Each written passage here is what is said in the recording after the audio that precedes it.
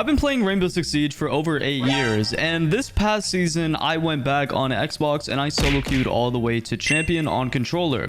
With this being said, I think I have a good understanding of how players play on console and on PC because I've solo queued both times to champion on both platforms. So in today's video, what I'll be doing is I'll be going over the 5 best operators for every single attacker for every single rank in Rainbow Six Siege. If you guys want to see a defending video, make sure to like, comment, and sub, and let me know down in the comments what operator you would pick for attack for each rank.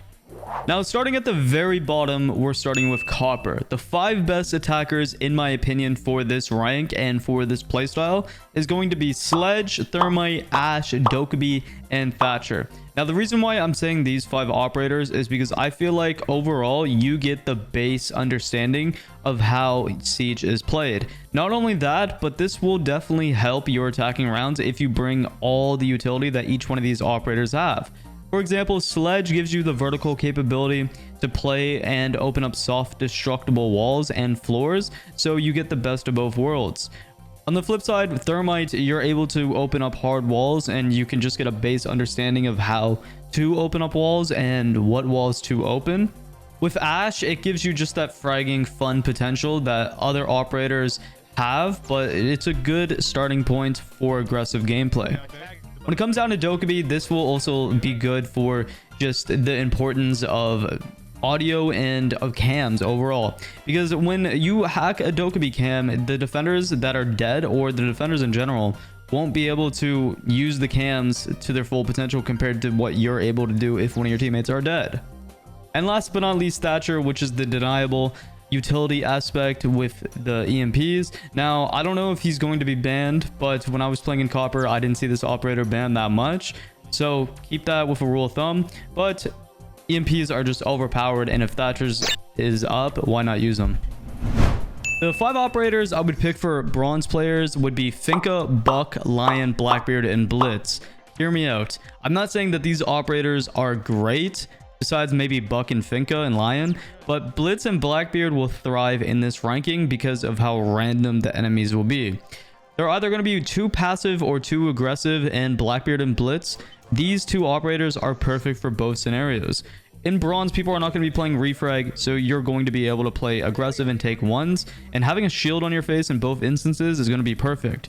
The Finka and Lion is more for universal team utility. For example, you're able to heal your teammates with Finka and you're able to heal yourself. With Lion scans, you can make the enemies stand still, and this is great for those aggressive rats. On the flip side, you have Buck, which can basically make vertical, open up walls, hatches, and has a Gong 6. So you have everything packed into one operator. Heading over to Silver, the 5 operators I would say is Zero, Fuse, Brava, Osa, and Thermite.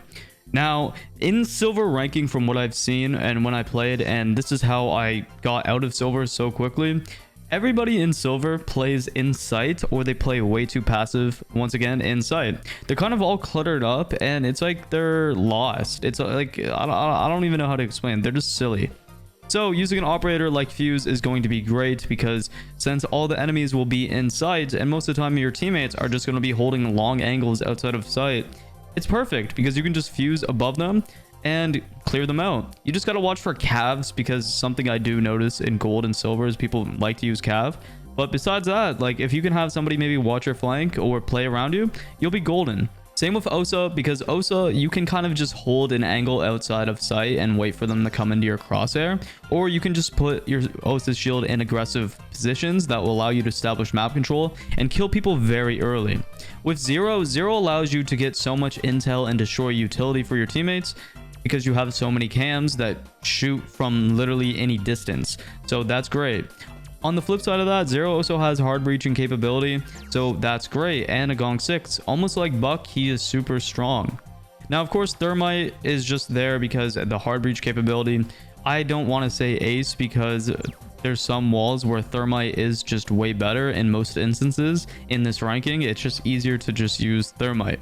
And last but not least, at Brava, I would put her on the list because of the utility aspect. Since the enemies are going to be mostly playing in sight, you're going to be able to hack any type of utility, whether that's Malusi devices, cap cans, etc. So this is the perfect operators I would use to get out of this rank.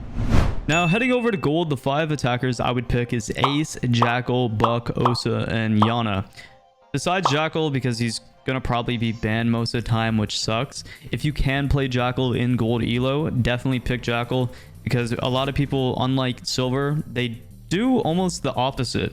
Instead of playing on site, everybody plays off site. So I don't know, take that information as you will, but this operator selection will allow you to play aggressive and get on site very quickly, especially with Buck, Osa, and Yana. You are just fragging machines. So if you're able to just take direct map control instead of just clearing out the roamers, don't feed into the roaming in gold, because literally that's what they want you to do. And that's why operators like Cav and Vigil probably thrive in this ranking. I'm saying Ace because once again you have more fragging potential, and at this point you should know how to properly open up a wall if you're in gold ranking. So all these operators are very good just for aggro fast gameplay. Next up for Platt, the 5 operators that I think are best for this rank are Hibana, Ying, Buck, Lion, and Ace. Now you're going to notice there's going to be 2 hard breachers here, and around this ranking is where people are going to start utilizing Cade to the fullest. So it's going to be very tricky to get some of the hatches, so Hibana is very helpful for this.